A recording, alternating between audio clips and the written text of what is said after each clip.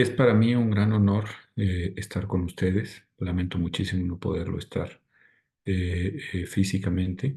pero la ocasión es realmente una ocasión que habrá que recordar por lo que tiene de original, por lo que puede aportar al desarrollo jurídico y político de nuestro país. Y por lo tanto, yo agradezco muchísimo esta enorme oportunidad que se me da de hablar de la defensa de los derechos humanos, su importancia, su radical importancia en sede local, en la sede de los estados de la Unión, de los estados federados, pero también en la sede de un país que requiere, como parte del Concierto de las Naciones y como parte también de la América Latina, que requiere tomar conciencia de su radical importancia, de su peso específico, pero también de lo múltiple que ha aportado y que seguirá aportando seguramente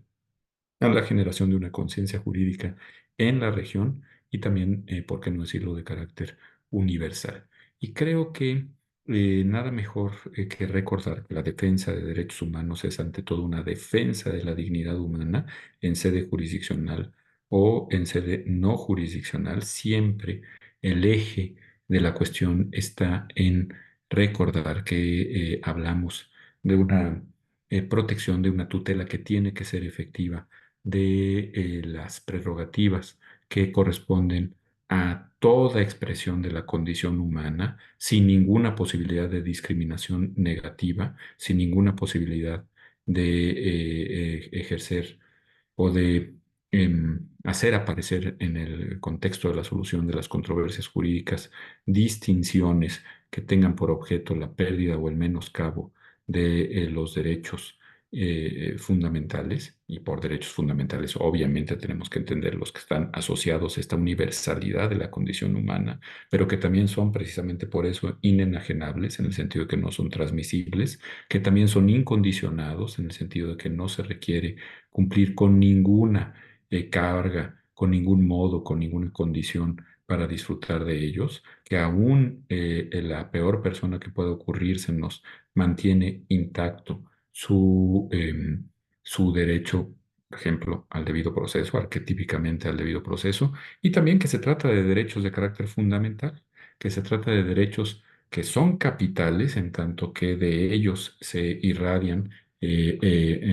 ellos son la cabeza, el pináculo de toda una red constitucional, constitutiva de derechos, son capitales, son fundamentales, de ellos derivan todos los demás, particularmente los de carácter patrimonial, los oponibles a un sujeto pasivo determinado, pero también son fundamentales en el sentido de trascendentales para la convivencia. No se trata ni puede tratarse de derechos frívolos, están asociados a la defensa de la dignidad humana, de la autonomía en la toma de las decisiones morales, pero también del valor eminente que tiene toda condición de carácter humano, que no puede, insisto, desconocerse, quinto párrafo del artículo primero constitucional, a partir de la fundamental, nunca mejor dicho, fundamental reforma de junio de 2011, que son derechos asociados, pues, a lo más trascendente, que cuando olvidamos eso se genera una situación tan perniciosa, tan discutiblemente tolerable como la que, por desgracia, hemos estado enfrentando en los últimos años en nuestro país. Así es que me gustaría, con este marco de la radical importancia que tiene la comprensión de los derechos fundamentales como derechos asociados a la defensa de la condición humana, a la defensa, a la tutela efectiva de la dignidad humana, tratar el tema de las oportunidades que se brindan, dada la actual situación y problemática jurídico-política del país, y de cómo, creo yo, que se abren puertas, se abren ventanas para reconducir el ideal de la justicia que surgió hace 200 años con un carácter federado en nuestro país, con la Constitución del 4 de octubre. Estamos muy pronto a cumplir el bicentenario de la misma. La Constitución del 4 de octubre de 1824 quedó clarísimo que todo pleito, toda causa litigiosa tenía que concluir hasta su última instancia y el auto de ejecución en el territorio de la provincia, del estado donde había surgido, donde se había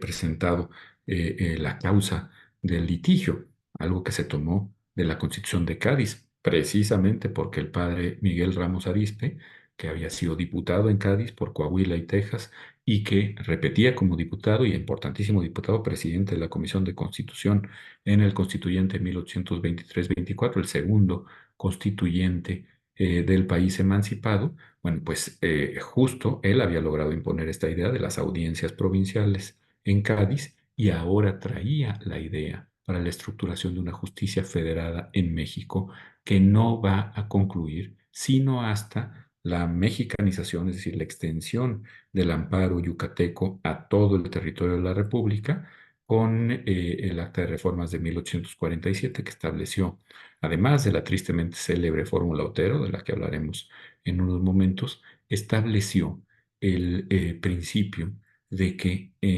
hay posibilidad, que no se hizo de inmediato y todavía tuvo que esperarse un largo trecho de más de 20 años para ello, pero ya in nuce está la posibilidad de que se casaran, de que se revisaran las sentencias dictadas por los tribunales superiores, por los tribunales supremos de cada estado en la sede de la justicia de la Unión, es decir, en la sede del amparo, que por eso fue llamado por don Venustiano Carranza, entre otros personajes, desde luego don Emilio Raboasa, el amparo invasor, el famoso amparo judicial. Pero estamos adelantando mucho. Por lo pronto, me gustaría transmitirles a ustedes una pequeña presentación que he realizado sobre la situación político-constitucional que ahora enfrentamos y cómo, en mi opinión, podemos encontrarle salidas en la recuperación de la tutela efectiva de la dignidad humana en sede de justicia local, de justicia federada, no federal en el sentido de centralizada, sino federada. Permítanme un momento.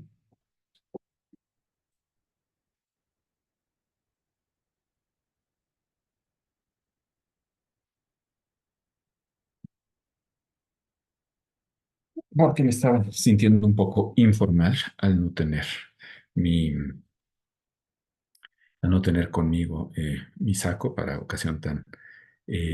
destacada como esta, y que, insisto, mucho agradezco a sus, nunca mejor dicho, ilustres organizadores. Bueno, la situación política constitucional de México en este 2024 tiene,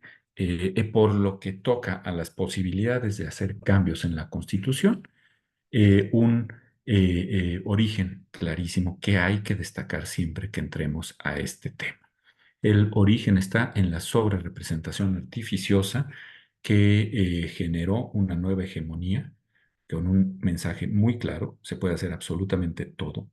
Estos 20 puntos que se le sumaron, a mi manera de ver, de manera indebida, pero bueno, esto digamos ya es otra historia, con una interpretación inadecuada, que se le sumaron a los tres partidos de la coalición oficialista, generó una especie de ilusión constituyente,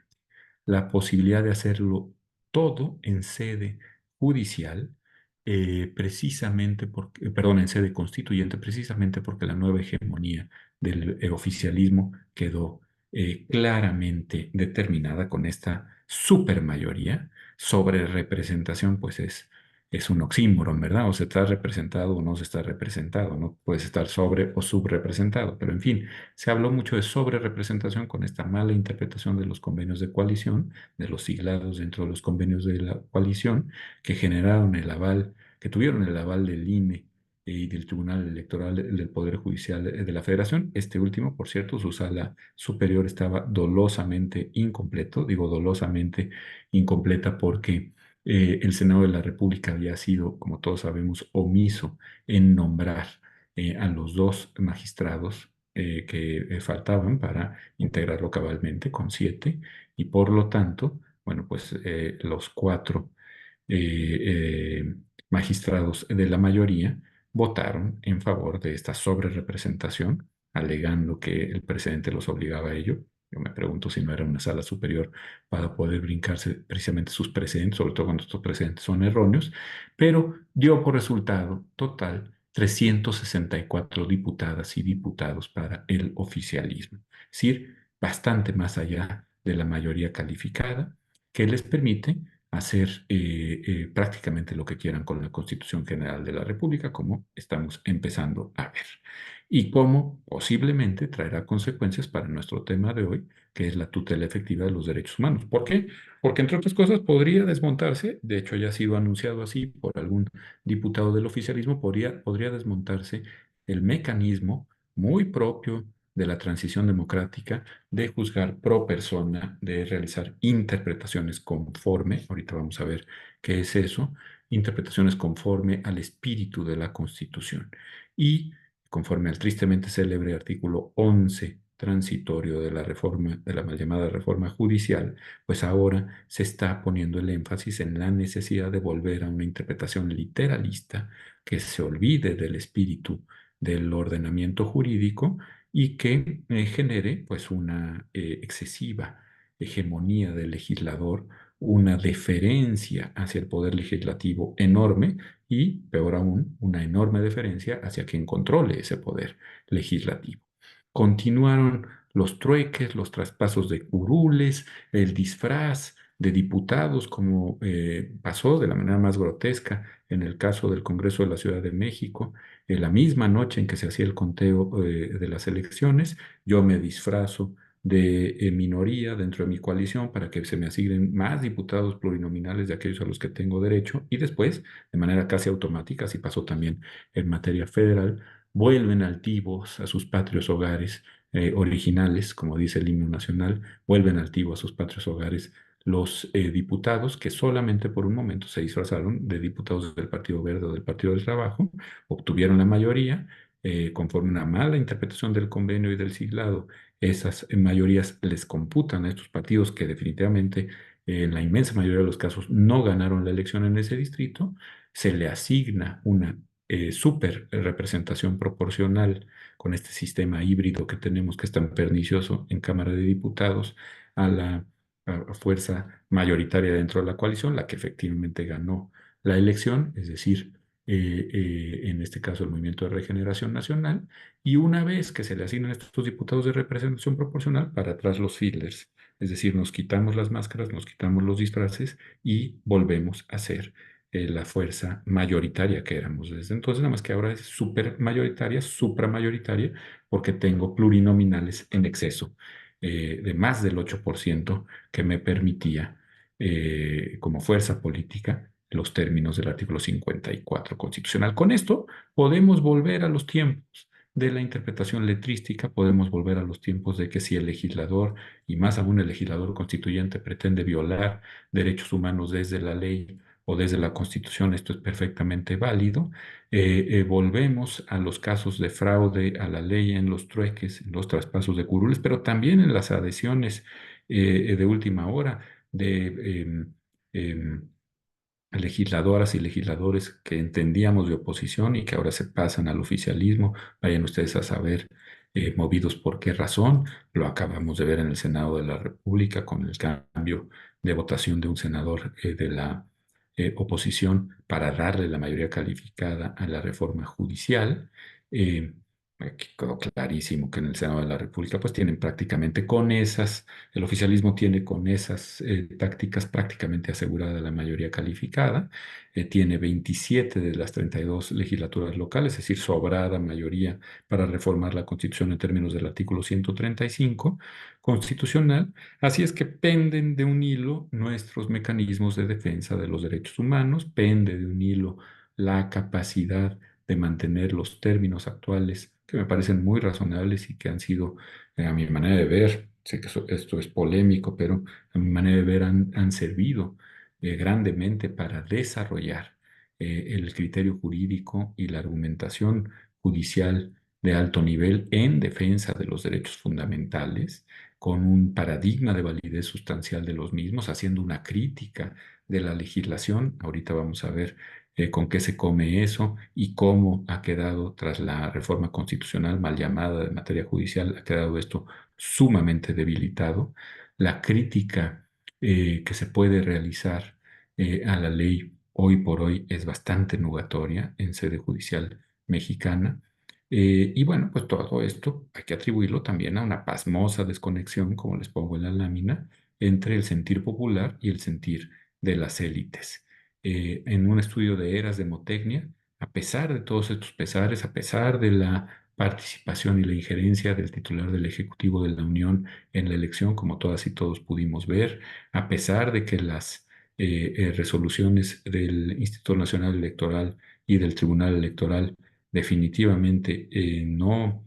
colmaron los extremos de lo que puede entenderse como una saludable práctica democrática. Un 82% de la población mexicana, según Eras Demotecnia, considera que sí hubo una transformación, y de este 82% que durante el periodo del presidente López Obrador, un 89% considera que la transformación de las estructuras sociales, políticas, constitucionales, pero sobre todo económicas, se dio para bien. Bueno, con esta súper representación, con esta nueva hegemonía, la primera estación que hemos enfrentado y que tiene que ver con la defensa efectiva de los derechos humanos es la estación de la llamada reforma judicial, que pongo entre comillas. En realidad, más que una reforma judiciaria, más que una reforma para la tutela judicial efectiva de los derechos fundamentales, estamos ante un nuevo arreglo en la división y en el equilibrio,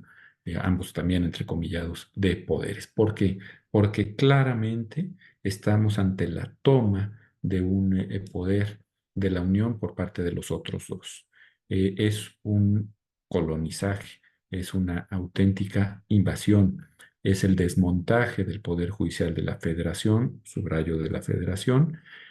para politizarlo de una manera sin precedentes en nuestra historia de la justicia. Me dirán ustedes, sí, tenemos el precedente de 1857 y antes el de 1836, ya se ha elegido a los jueces de la República, incluso a sus jueces supremos. A ver, con varias diferencias. Primero, un voto que no era directo, como el que ahora se pretende. Segundo, una participación de las élites políticas que hoy por hoy será sumamente superada por nuestra actual visión de partidos de masas, lo cual pues es sin duda un avance en la profundización democrática, pero que para efectos de una función tan técnica como la de la justicia probablemente no sea lo mejor. Y tercero, está por probarse que funcionó el sistema de 1857. Conocemos la posición de don Daniel Cosío Villegas, aquella corte de la Primera República restaurada, que fue una corte de altísimo nivel, no solo técnico, sino de enorme solvencia moral, de la gran generación de 1857, que también podríamos sujetar a una revisión crítica, pero ahora no es el caso, simplemente, pues sí, era gente que venía del constituyente de 57, que venía de la lucha liberal en la guerra de reforma, de la lucha contra el Segundo Imperio, y que se comportaron muy, muy a la altura los ministros de aquella primera corte. Hay que recordar que también se elegía por mecanismos de elección indirecta a magistrados de circuito y a jueces de distrito conforme a la Constitución del 57, y que empezó a verse la posibilidad de que el amparo judicial quedara establecido, cosa que no ocurrirá sino hasta 12 años después con el amparo Vega de 1869. Pero, sea de lo que fuere, se elegían y se eligieron la primera ocasión por parte de las legislaturas locales, porque a final de cuentas todo terminaba confluyendo en en colegios electorales dentro de los congresos estatales, a personas que supieron mantenerse firmes frente al Congreso, frente a la Cámara de Diputados, frente también al Ejecutivo del presidente Juárez, en menor medida del presidente Lerdo. Estas primeras integraciones de la Corte, pues, podríamos decir que funcionaron bien. No hay estudios concluyentes en torno a la justicia en los circuitos federales, en los distritos y mucho menos a la justicia local electa. Ciertamente, con los últimos gobiernos de la República restaurada, el gobierno del presidente González, el gobierno del presidente Díaz o los gobiernos del presidente Díaz, esta situación claramente, como explica muy bien Emilio Rabasa en La Constitución y la Dictadura, cambió. Ahora no se elegía sino a incondicionales del titular del Ejecutivo, aún ministros famosísimos como Vallarta, lo fueron en su momento, contribuyeron a la despolitización de la Suprema Corte, lo cual está muy bien, pero también muchas veces a que esta despolitización se entendiera como sumisión frente a los dictados de, el general Díaz. Y en última instancia, pues no había una sola pieza importante de la judicatura de la Unión que no pasara por la voluntad del presidente de la República, de Porfirio Díaz. Así es que este primer ejercicio de 1857 hasta 1917 hay que ponerlo en una palestra. Significó gravísimos retrocesos en lo que es nuestro tema, la justicia constitucional, la justicia de la defensa, en la defensa de los derechos humanos. Entre otras cosas, quedó la fórmula Otero, el principio de relatividad de las sentencias de amparo, quedó consolidada. Esta fórmula, que ciertamente aparece en los términos originales del acta constitutiva, del acta de reformas de 1847, de reformas a la Constitución de 1824, que era, insisto, una constitución con un marcado tono federal, cuando no confederal, que descentralizaba los servicios, en particular el servicio de justicia. Bueno, esta fórmula Otero, que ha tenido una larga vida y que ahora resucita, como vamos a ver entre nosotros, la fórmula Otero lo que buscaba era, ante todo, ujú, el, eh, el que una golondrina no hiciera verano. Es decir, la posibilidad, la imposibilidad de que ante una sentencia de amparo contra leyes pudiéramos tener efectos benéficos para toda la población y no solo para aquel que hubiera tenido la atinencia de promover su juicio de amparo. Ujú. Una cosa extremadamente grave, evidentemente, por la sencilla razón activo lo que debería ser absoluto, una protección de derechos fundamentales, que eh, eh, voy a quitar esta fórmula que no sé por qué me aparece ahorita, ya después veremos algo de inteligencia artificial, que luego, ante la falta de inteligencia natural, pues lo peor es ponerse a interactuar con la inteligencia artificial, ¿verdad? Bueno, la fórmula Otero pues quedó consolidada claramente en el Porfiriato. Podías obtener sentencias, incluso altamente tecnificadas, garantistas de derechos fundamentales, pero en el caso que se tratara de sentencias de amparo contra leyes o contra decretos con efectos generales, estas sentencias solamente beneficiaban a quien había tenido las posibilidades, y estas posibilidades era contar con un abogado amparista de muy alto reconocimiento, de muy buen perfil y por lo tanto muy caro. Estas posibilidades pues se daban solamente para unos cuantos. Todos los demás teníamos, como ocurrió hasta 2014, hasta pleno siglo XXI, teníamos que apechugar con una legislación inconstitucional. Y ni modo, no habíamos tenido posibilidad, no nos habíamos percatado, se nos aplicaría una legislación que muchas veces era, pues si era irregular constitucionalmente, no solo eso, era también violatoria de derechos fundamentales. Durante el Porfiriato, estas serias deficiencias del amparo,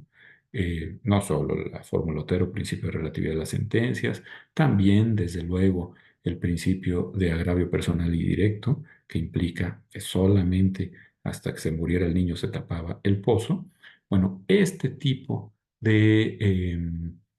situaciones se extendieron durante largo tiempo entre nosotros debido a la dictadura, pero sobre todo debido a la sumisión de los jueces al Ejecutivo y a los legislativos que también controlaba el propio Ejecutivo de la Unión. Así que hay que tener mucho cuidado cuando hablamos de la democratización de la justicia, porque muchas veces es simple y llanamente ponerla al servicio de causas que no le son propias,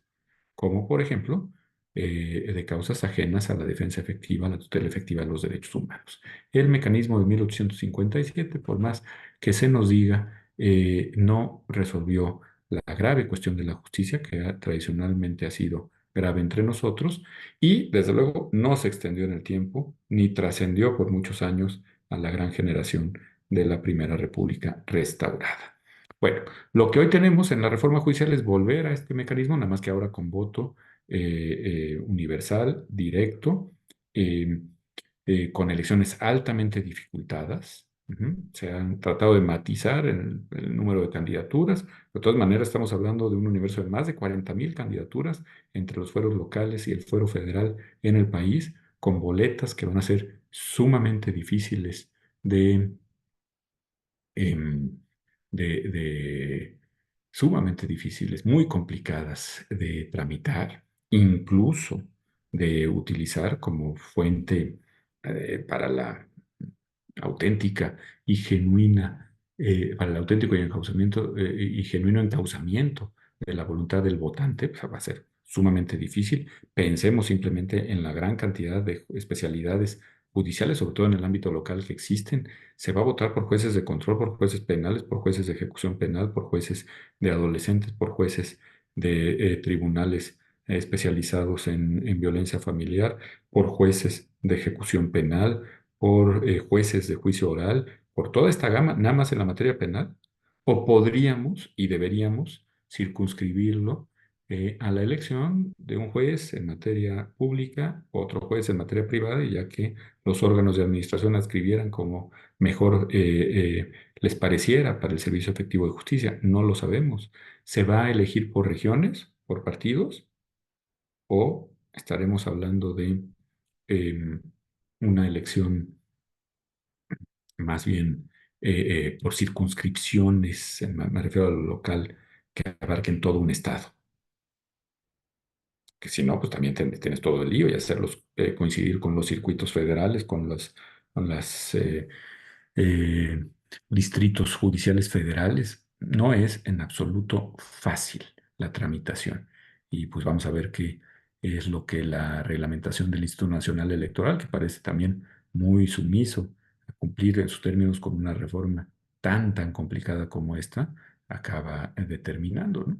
El control de la función judicial pues, se va a dar a través de esta engañifa, pues, de la voluntad popular, que en realidad pues, por las propias dificultades técnicas de la elección, pero también por el principio de que lo técnico debe quedar lo más fuera posible que se permita de la voluntad de las mayorías, que puede ser muy coaccionante. La fama es una incomprensión y tal vez la peor de todas, decía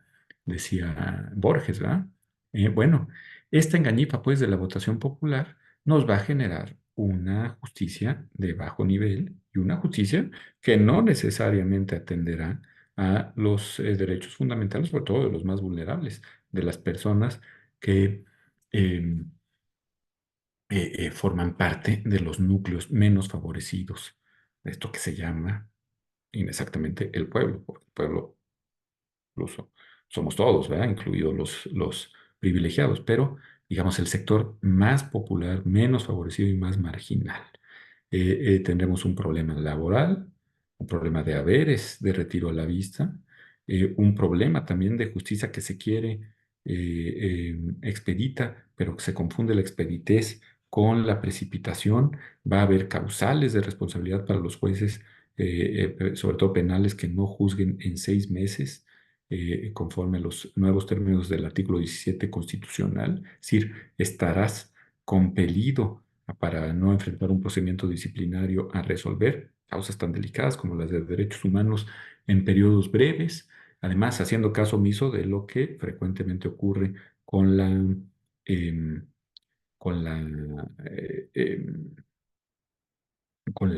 las trampas, no tengo otra forma de decirlo, procesales, con los mecanismos, las estrategias que utilizan los litigantes para diferir audiencias, para dilatar procesos, para evitar llegar a la sentencia condenatoria para sus clientes, en fin, tantísimas cosas que no se han visto desde el punto de vista de una justicia efectiva, de una justicia que realmente contribuya a generar un ambiente de defensa decidida, pero también de interiorización de los valores que se irradian sobre ellos, de los derechos fundamentales. El problema laboral al interior del Poder Judicial de la Federación, de los poderes locales, de los haberes de retiro, que no está quedando claro si tendrán o no derecho a ellos y si en todas condiciones o habrá incluso leyes del caso para privar a determinados juzgadores que carezcan del favor del favor del Ejecutivo de esta conquista que han tenido por sus años de trabajo, pues está, insisto, a la vista. ¿Qué pasa con la administración de los poderes judiciales? Bueno, los consejos de la judicatura que habían surgido a partir de la reforma de 94-95, de la reforma que recientemente ha defendido su principal promotor, el presidente Ernesto Zedillo, los consejos de la judicatura ahora se bifurcan. Habrá un área encargada de la administración, de la adscripción de jueces, de la carrera judicial, de las finanzas de los poderes judiciales. Ya esto se llamará órgano de administración conforme a la reforma, y habrá un tribunal disciplinario encargado de la vigilancia y la disciplina sobre los órganos jurisdiccionales. Y es aquí donde incluso la relatora de Naciones Unidas para la Independencia Judicial ha puesto el grito en el cielo, porque este Tribunal de Disciplina Judicial, tal como está planteado en la reforma, y eso que se le matizó bastante a partir del primero y segundo dictamen en la Cámara de Diputados del Congreso de la Unión, pero este Tribunal de Disciplina, que será un tribunal que no acepte recursos en contra de sus propias resoluciones, que será un tribunal que no nos queda claro si tendrá o no que apegarse a las formalidades esenciales del procedimiento, al debido proceso, que es un tribunal que además vendrá de una elección popular, es decir, estará integrado por juzgadores también electos popularmente, y que es finalmente un tribunal que lo mismo investigará los órganos internos de control. Los órganos de vigilancia estarán bajo su égida, ya no bajo la égida del órgano de administración. A lo mismo investigará, que sustanciará las causas, es decir, será un juez pesquisidor, un juez inquisitorial, conforme a la tradición original de de la, del procedimiento inquisitivo, ¿no? No necesariamente del Santo Oficio de la Inquisición, como se ha dicho tanto en tono burlesco, pero también de la Inquisición, porque allí es donde surgió la figura del juez pesquisidor. En fin, lo mismo investigará que castiga, que sustanciará y que castigará, entonces tendrá un interés especial en en ser la cabeza de un régimen draconiano contra la efectiva independencia judicial. Cosa que es, en términos de derechos humanos, especialmente preocupante, de una enorme relevancia, por la sencilla razón de que la, eh, em, la capacidad de juzgar sin necesidad de estar preocupado por lo que opinen los tendidos, sin estar volteando a los tendidos, como se dice en el argot taurino, la capacidad de juzgar sin presiones excesivas de carácter disciplinario, que insisto, además con este déficit de debido proceso, como ha dicho la Comisión Interamericana, sin un recurso efectivo en contra de sus resoluciones, la capacidad que tendrá el juez mexicano en el ámbito de la justicia de la Unión, pero también en los ámbitos de la justicia constitucional local, para convertirse en un efectivo garante de derechos fundamentales, será mucho menor. Precisamente por lo que ya hemos comentado en torno a la enemiga, a la acrimonia que existe entre el oficialismo hoy por hoy, en el sentido de permitir la interpretación extensa de de las, la interpretación extensiva, teleológica, incluso histórica, sociológica de las normas, y preferir una interpretación que no es interpretación, que finalmente es la aplicación literal exacta, ha dicho nuestro artículo 14 en múltiples ocasiones históricas, de la ley al caso. Y si no, enfrentarás a un tribunal disciplinario que tendrá facultades omnímodas para destituirte, incluso para inhabilitarte en el caso de los ministros de la Suprema Corte de Justicia de la Nación, para iniciarles un juicio político con miras a su destitución. En fin, graves atentados contra la independencia judicial. Y cuando la independencia judicial es inexistente, lo que terminamos por tener es un no poder judicial. Lo que terminamos por tener es una dirección subordinada a alguna área normativa del Ejecutivo o al Poder Legislativo, que aplique en sus términos la voluntad potestativa, la voluntad política de estos órganos. Ahí es donde veo que la justicia constitucional local, eh, uno de los ejes de esta charla, o que pretendía ser uno de los ejes de esta charla, aunque eh, nos hemos emocionado con otros temas, la justicia constitucional local tiene una enorme posibilidad de funcionar por primera ocasión en nuestra historia. Eh, o Digo, por primera ocasión porque en 1824 no existía propiamente como justicia constitucional, pero con eficacia. Es decir, que cada vez haya más tutela efectiva de derechos humanos mediante acciones de garantía, mediante amparos locales, como alguna vez se planteó en Tlaxcala, en Veracruz, en Chiapas, y no funcionaron realmente, pero que la gente empiece a confiar más en la tutela constitucional efectiva en sede local, porque además los términos del artículo 116 de la Constitución, como salieron de esta reforma judicial, permiten un mucho mayor margen de maniobra que lo que ocurre en la materia federal. eh, y por lo tanto, que las salas constitucionales que ya existen, e incluso pensar en tribunales constitucionales en los estados, pues tengan posibilidad, obviamente, de controlar la regularidad constitucional de sus ordenamientos internos, sus ordenamientos locales, con acciones de inconstitucionalidad, con controversias constitucionales, pero también acciones por omisión legislativa, también cuestiones de constitucionalidad que pueden plantearse perfectamente en los ámbitos locales y sin un tribunal pesquisidor en los términos tan inquisitoriales que se plantean para la justicia de la Unión. Es decir, podemos empezar a tener defensa efectiva de los derechos fundamentales en sede local, que además la sede más, más cercana a los gobernados y que por eso puede generar un espíritu, una interiorización de los valores de derechos humanos mucho mayor, una interiorización en torno a la garantía efectiva de los derechos humanos que resulte mucho mayor e insisto, más efectiva que lo que hemos visto en materia federal, pues desde el célebre Amparo Vega, el amparo que dio lugar a los amparos invasores sobre la justicia local. Bueno, en esta primera estación de lo que vamos a ver muy probablemente con esta nueva hegemonía política en la en reforma judicial, pues el impacto sobre las justicias locales puede ser entonces bastante más benéfico de lo que creemos o podemos creer a simple vista. Se plantea en la reforma una escuela nacional de formación judicial que pueda como se ha planteado, como funciona en Francia, pueda tener una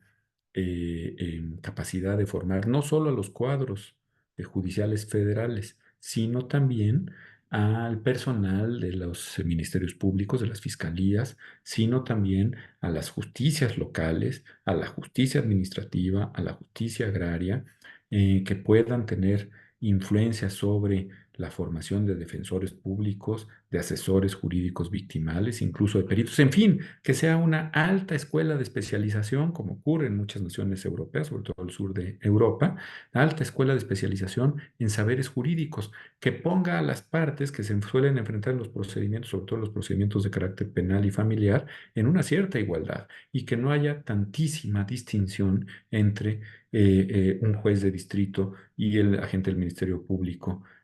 adscrito a al propio juzgado. En fin, que haya mucha mayor homogeneidad en la formación con estudios rigurosos. Esto puede traducirse en exigir requisitos de habilitación de estudios comprobados en instituciones de la calidad de la Escuela Nacional de Formación Judicial. Ya no es la escuela federal, como fue el Instituto de la Judicatura Federal, en su nueva versión de Escuela Judicial Federal. No es una escuela,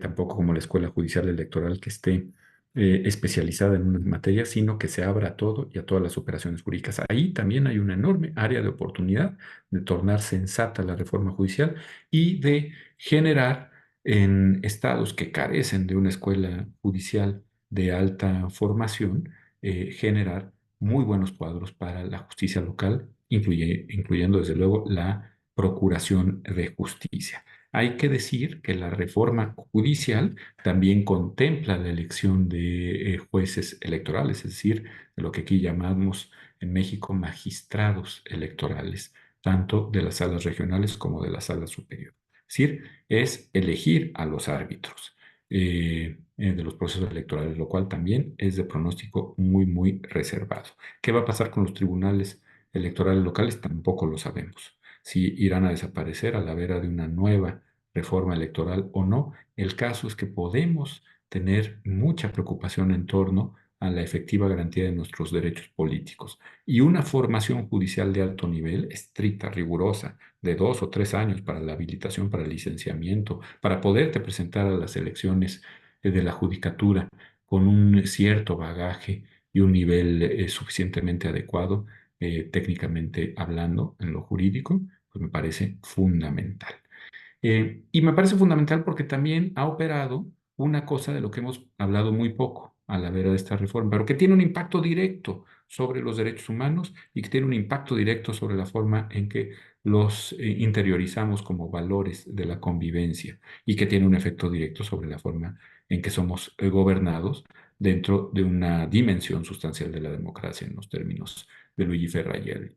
Es el desmontaje de la justicia constitucional, esta justicia que le ha sido tan incómoda al régimen. Se desmontan sus efectos generales en el artículo 105 de la Constitución a raíz de esta reforma. Las suspensiones en acciones de inconstitucionalidad y en controversias constitucionales no pueden tener por ningún motivo efectos generales, es decir, no puedes suspender una obra pública de importancia que fuera claramente lo que más dolió a la actual administración, la administración que está llegando a su ocaso. Y lo que ya les he comentado sobre la fórmula Otero, la vuelta a la fórmula Otero, después de que habíamos logrado avanzar enormemente en estos términos, en términos también de un interés colectivo más tutelado, de un interés difuso que pueda funcionar mucho mejor, ¿no? Ahora se te va a obligar otra vez a promover tu juicio de amparo, te resulte o no carísimo, contrates o no a un abogado, una abogada carísima de estas de despacho boutiques. Yo creo que solamente en México se nos ocurre que la tutela de derechos humanos esté asociada con un juicio tan complicado, de tantas sutilezas como hemos terminado de crear el amparo, de recrear y recrear el juicio de amparo. Bueno, la vuelta a la fórmula Otero implicará para los más marginados, por eso da tanto coraje que además se haya promovido desde una administración de izquierda, para la población más marginada le generará una falta de acceso efectivo a la justicia por las razones que he procurado demostrar. Es un tema muy, muy delicado. Creo yo que además se violentó el principio de progresividad. Hay una clara regresión en materia de derechos humanos y recordemos que según el tercer párrafo del artículo primero de la Constitución, los derechos humanos se rigen por los principios de universalidad, sí, pero también de no regresividad, es decir, de progresividad, un poco la ley de lo caído, caído, ¿ah? Ya una vez que conquistaste un derecho, como por ejemplo los efectos generales de la sentencia de amparo contra leyes, no puede haber una vuelta atrás. También de interdependencia, todos los derechos están vinculados y más con el debido procesamiento de las causas que permea sobre todo el haz de derechos fundamentales y el principio de integralidad en el sentido de que o tienes un derecho cabalmente o no lo tienes en absoluto. Bueno, ante estos límites evidentes de la justicia constitucional federal, quizá podamos volver al esquema de Ramos Arizpe, planteado hace 200 años, una justicia local en donde fenezcan todas las causas hasta su última instancia y su auto de ejecución, todas las causas fenezcan en el territorio del estado donde se iniciaron, de la provincia donde se iniciaron. Y entonces que tengamos una justicia constitucional local que sea considerablemente más útil y considerablemente mejor valorada que la justicia de la Unión, ante las limitaciones que vuelve a tener nuestro juicio de amparo, pero que no tendrían por qué tener los amparos locales. Podemos volver a un constitucionalismo mucho más sólido desde el ámbito local, que a pesar de esta nacionalización de la formación de cuadros, o quizá incluso prohijada por la misma Escuela Nacional de Formación Judicial, te pueda generar justicias locales cada vez de mayor nivel técnico y sobre todo ético. Em, pero bueno, la verdad es que soñar no cuesta nada. La carrera judicial estará muy disminuida, evidentemente. Mucha gente que soñaba con seguir escalándola ya no podrá hacerlo por la politización derivada de las elecciones a la judicatura. Habrá cambios, habrá eliminación de los cambios de adscripción de jueces conforme a la propia reforma judicial, porque te eligieron para un circuito, pues ya no te van a poder mover de ese circuito, salvo por causa grave. Esto es un arma de doble filo. Yo creo que beneficia en muchos casos la independencia judicial, por obvias razones, ¿no? Porque pues podías, como muchos jueces estuvieron sometidos al miedo de ser cambiados de adscripción y de tener que mover a todas sus familias y de tener que moverse a una ciudad que no conocían por una sentencia que molestó a alguien poderoso, pero por otro lado también genera la posibilidad de que te enquistes en un distrito judicial, te vuelvas, como se supo ver la legislación indiana que movía cada determinado tiempo a los oidores de las diversas audiencias para que no se enquistaran, no se hicieran parte de la red de intereses locales, de las redes clientelares locales y no establecieran vínculos indebidos con sus justiciables. Bueno, pues ahí está esa eliminación de los cambios de adscripción, que ya les digo, también puede ser un arma de doble filo y puede traducirse en una ralentización, en una minimización de los deberes que tiene el Estado mexicano en cualquiera de sus órdenes de promover, proteger, garantizar y respetar los derechos humanos. También tercer párrafo del artículo primero de la Constitución, que espero a pesar de los malos agüeros que ya he dado, que no esté en proceso de extinción. Como en el caso de la sobrerepresentación, estamos frente a una apuesta por el literalismo. Ya he escrito páginas muy interesantes sobre eso, el magistrado de circuito Miguel Bonilla López, sobre este artículo 11 transitorio que obliga a los jueces a aplicar literalmente las leyes a los casos concretos, como si por lo demás eso fuera posible. Es el gran tema de Emilio Rabasa en ese ensayo fundamental del siglo XX mexicano, probablemente el ensayo jurídico más brillante del siglo XX mexicano, que se llamó precisamente el artículo 14. Y así como la carrera judicial estará muy disminuida, tendremos un acceso a la justicia en términos efectivos muy disminuido. Y el acceso a la justicia es la máxima expresión de los derechos humanos. El acceso a la justicia implica ya sea una justicia de carácter federado, que no federal en el sentido mal, en la mala interpretación de una justicia centralizada, no, una justicia federada o una justicia de carácter centralizado, concentrado, cualquiera de esto, el acceso a la justicia es el arma más potente, por no decir que incluso se identifica casi sustancial e hipostáticamente con el respeto y la tutela efectiva de los derechos humanos. Donde hay acceso a la justicia, hay acceso al debido proceso, y lo que terminamos teniendo es un ámbito no tan pomposo ni tan cantado con grandes reformas legales, incluso constitucionales, sino un respeto cotidiano, útil, decidido, cabal a los derechos fundamentales en sede jurisdiccional. Es importantísimo y para nuestra transición democrática fue importantísimo. Bueno, lo que viene en cambio, pues es esta segunda estación, la eliminación de las autonomías, la eliminación del pluralismo jurídico, enfrentar como país eventuales responsabilidades internacionales por este desmontaje. Ujú. Eh, Habrá modificaciones ya anunciadas por la presidenta electa al Ministerio Público, a la Defensoría, quizá en términos de convertir a las fiscalías en órganos mucho menos dependientes del fiscal general, posiblemente, ojalá. Esto implicaría una autonomía interna mucho mayor, pero lo que vemos es que pues, no hay realmente intención, o no parece haberla, de modificar ni al Ministerio Público para que realmente tengamos fiscalías que sirvan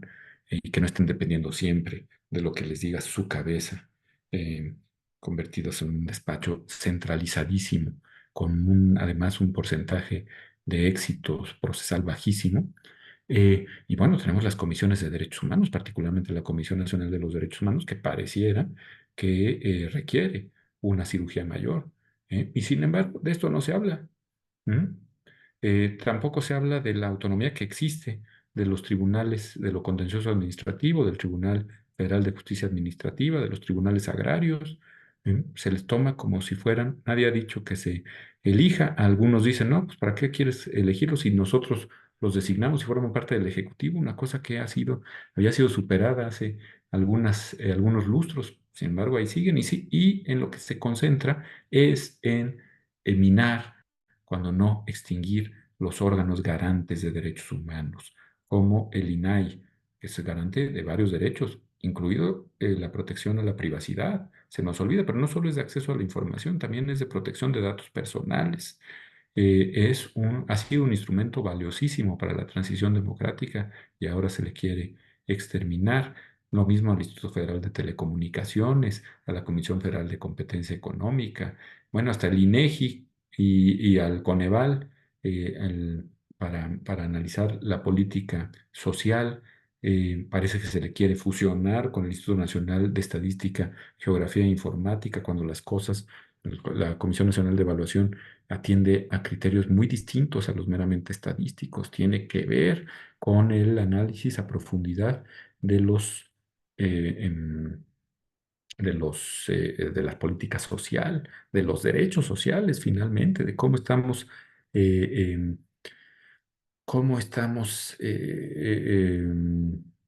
tramitando con efectividad nuestra protección, nuestra tutela de derechos fundamentales de carácter social. Bueno, ya ni se habla del INE, ¿no? Ya ha quedado clara su colonización, entonces ya no hay preocupación por el Instituto Nacional Electoral y sin embargo, pues ahí queda también la cuestión de los soples de los institutos electorales en los estados. Recordemos que estamos hablando ahí de derechos fundamentales de carácter político electoral. Y bueno, quizá la joya de la corona, ojalá nos equivoquemos, pero termine siendo el Banco de México y esa autonomía que permitió pasar hacia una racionalización del modelo económico, también se pierda en este paso exacerbado de la nueva hegemonía. Em, Tenemos una reforma parlamentaria en puerta también. em, Se plantea desaparecer la representación proporcional y generar un esquema ultramayoritario como el que teníamos durante los regímenes autoritarios, recomponer pues mayorías uninominales, eliminar la reelección consecutiva de legisladoras y legisladores, con lo cual se debilitará enormemente al Congreso, y una nueva centralización del poder, que es particularmente indignante a 200 años de la Constitución de 1824, ya no solo desde el punto de vista de la justicia federada, ¿no? Eh, ya no solo desde el punto de vista de la independencia judicial local que tanto le preocupó a Ramos Arizpe, sino incluso desde el punto de vista de la centralización en la toma de decisiones legislativas. Y bueno, el artículo primero, como cuarta estación, ojalá esté yo absolutamente equivocado, porque esta es una deriva autoritaria que sería francamente deplorable en nuestro país, pero algunas voces, e incluso parlamentarias del oficialismo, ya lo han planteado. Volver al monismo legislativo, legolátrico, legicéntrico, cerrarnos frente al pluralismo derivado de ese sano reconocimiento de fuentes convencionales en materia de derechos humanos que prohijó, permitió y promovió el artículo primero constitucional en su segundo párrafo, con su interpretación pro persona, que favorece en todo tiempo a las personas la protección más amplia, que implica elegir entre una fuente convencional o una fuente nacional cuál de las dos es más garantista, cuál protege, cuál favorece. En todo tiempo se dice la protección más amplia, con una interpretación conforme a los valores de todo el ordenamiento. eh, con un reconocimiento de todas las fuentes, incluso las subnacionales, ahora que ha habido una reforma al artículo segundo en materia de pueblos y comunidades indígenas. En fin, hubo un debilitamiento generalizado de la funcionalidad del juez, incluyendo la muy incómoda Corte Interamericana como resultado para el oficialismo, para el régimen, en materia, por ejemplo, de prisión preventiva oficiosa, de fuero de guerra. Ya hemos visto lo que se está aprobando en términos de militarización de la Guardia Nacional contra obligaciones convencionales del Estado mexicano. En fin, desmontar la transición democrática por la vía jurisdiccional. Si nos quedamos sin el artículo primero, nos quedamos sin principio de progresividad, nos quedamos sin poder atacar con la ley en la mano y con las sentencias de los tribunales en la mano la prisión preventiva oficiosa, el arraigo, pero también defender la libertad religiosa, proteger el discurso y la libertad de pensamiento, em, proteger el derecho a la vida, proteger la dignidad eminente de la persona humana. Ujú. Es decir, caemos en el garlito de la justicia constitucional como incomodidad. A 200 años de la gran visión constitucional del padre Ramos Arizpe y de sus compañeros, quizá sea el momento de generar justicias constitucionales locales con auténtica independencia frente a cualquier tipo de poder, incluyendo los poderes fácticos, los llamados poderes salvajes, como dice Luigi Ferrajoli, que ahora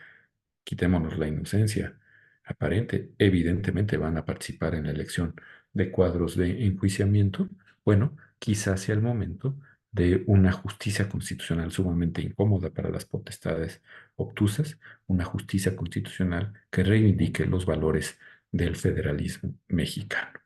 Ha sido un enorme placer pronunciarme ante ustedes y quedo absolutamente a sus órdenes, ya que no he podido estar con ustedes físicamente en estas direcciones de Twitter y de WhatsApp. Por su atención, muchísimas gracias y gracias por esta magnífica organización eh, de cursos y coloquios tan importantes, tan relevantes para la instrumentación y consolidación del Estado constitucional y democrático de derecho en México.